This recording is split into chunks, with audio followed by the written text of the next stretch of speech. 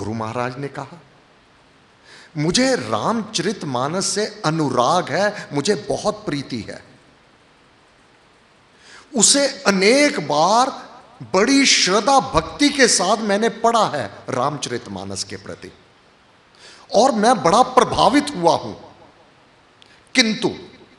किंतु मेरे मन में उसके आदि स्रोत को देखने की इच्छा हुई। अर्थात जब रघुनाथ जी थे, मां सीता थी, तब महर्षि वाल्मीकि जी महाराज विद्यमान थे इस धरती पर, क्योंकि स्वयं चल करके रघुनाथ जी वाल्मीकि जी महाराज के आश्रम में स्वयं गए थे।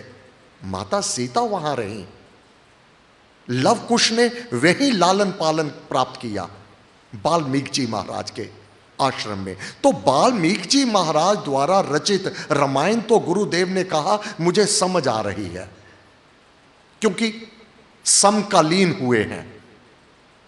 परंतु गोस्वामी तुलसीदास जी महाराज तो बहुत बाद में आए, तो उनका क्या स्रोत था कि रामचरितमानस की जो रचना हुई। मैंने इससे ग्रंथ को पढ़ा, बहुत आनंदित हुआ, बहुत प्रभावित हूं इस ग्रंथ से, परंतु इसका स्रोत क्या है, यह किस प्रकार से अवतरित हुआ, क्या कारण है इसको लिखा गया। मैंने वाल्मीकि रामायण में उसका स्रोत पाया। रामचरितमानस वाल्मीकि रामायण से निकला है। गोस्वामी तुलसीदास जी का स्रोत है ये वाल्मीकि रामायण सार, उसी से रामचरितमानस का अवतरण हुआ। मैंने उसे ध्यान से पढ़ा और मेरे मन में आया, इसका तो मैं भी रामचरितमानस की तरह दोहे और चौपाइयों में अनुवाद कर सकता हूं, मन में आया। और मैंने लिखना आरंभ कर दिया। मेरे मन में भाव आते गए, श्री रामायण की रचना मेरे मन में भाव आते गए और मैं लिखता गया। मुझे ऐसा लगा मानो राम मेरे अंदर बैठे स्वयं लिख रहे हैं।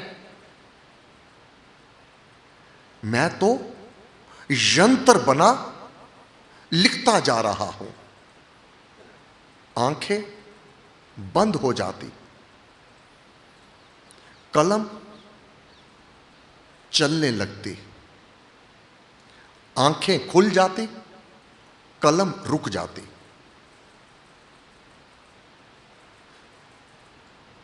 मैं अपने आप को एक यंत्र के रूप में देखता था। उसका संचालक तो राम स्वयं था। अनेक स्थलों पर मैं स्वयं मुग्ध हो गया कि कैसे कैसे भाव प्रकट हो रहे हैं। मंत्र मुग्ध हो गया